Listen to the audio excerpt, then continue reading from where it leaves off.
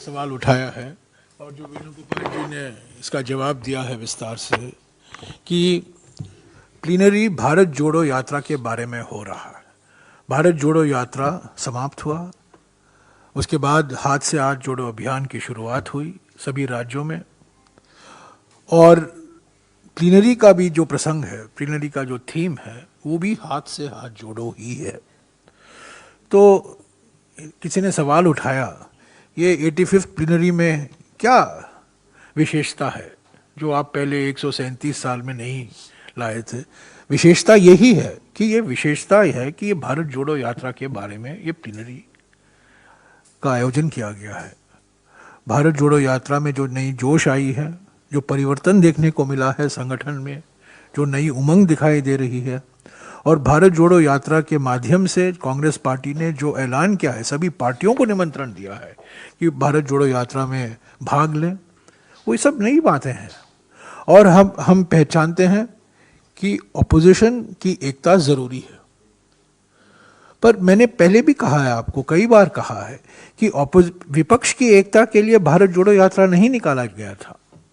विपक्ष की एकता एक परिणाम हो सकता है भारत जोड़ो यात्रा का, और इस पर विचार होगा प्लीनरी में। क्या रूप लेगा वो हम अभी नहीं कह सकते, पर जो नीतीश कुमार जी ने बयान दिया है हम उसका स्वागत करते हैं कि उन्होंने माना है कि भारत जोड़ो यात्रा का असर न केवल कांग्रेस पर हुआ है बल्कि भारतीय राजनीति पर भी हुआ है। ये भारतीय राजनीति के लिए एक परिवर्तनकारी क्षण उन्होंने स्वीकारा है और हम इसका स्वागत करते हैं। और हम अपनी भूमिका हम अच्छी तरह से जानते हैं। कांग्रेस ही एकमात्र ऐसी पॉलिटिकल पार्टी है जो बीजेपी के साथ कहीं भी समझौता नहीं किया है। कई विपक्ष की पार्टियां ऐसी आती हैं जो खरगे जी के मीटिंग में बैठती हैं, पर जो उनका एक्शन होता है वो सत्ता पक्ष के पार्टी के पक्ष में होता है। तो हमारे दो चेहरे नहीं हैं बीजेपी के संबंध में, हमारा एक ही चेहरा है। हम बीजेपी के विपक्ष में हैं। हम चाहते हैं कि इस अडानी मामले पर जेपीसी हो।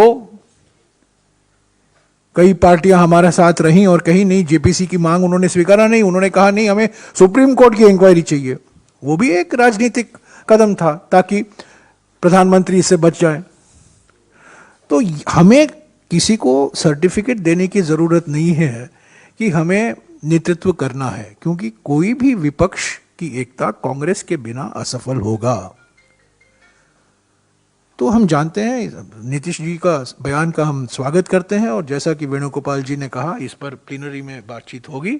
और जो कुछ हमें करना है 2024 के लिए, 2024 के पहले 2023 में चुनाव हमें लड़ना है, विधानसभा के चुनाव है, पर मजबूत कांग्रेस के बिना मजबूत विपक्ष एकता असंभव है। कांग्रेस का नेतृत्व नहीं होना चाहिए, आप ये कह रहे हैं? ये सब बाद में देखा जाएगा। अभी हम प्रक्रिया की बात कर रहे हैं, बातचीत की बात कर रहे हैं, और ये प्लीनरी पर इस पर चर्चा होगी। कई लोग अपने विचार रखेंगे, और क्या चुनाव के पहले गठबंधन होने चाहिए या चुनाव के बाद में गठबंधन होने चाहिए। देखिए, एक बार आप भूल जाते हैं जब गठबंधन की बात आते हैं। हम केरला में गठबंधन में हैं, तमिलनाडु में गठबंधन में हैं, बिहार में गठबंधन में हैं, महाराष्ट्र में गठबंधन में हैं, कि झारखंड में हम गठबंधन में हैं, कई उत्तर पूर्वी राज्यों में हम गठबंधन में हैं। तो ये कहना कि कांग्रेस चुनाव के पहले गठबंधन नहीं करती, ये गलत है। कई ऐसे राज्य हैं जहां हम चुनाव के पहले ही हम गठबंधन में हैं।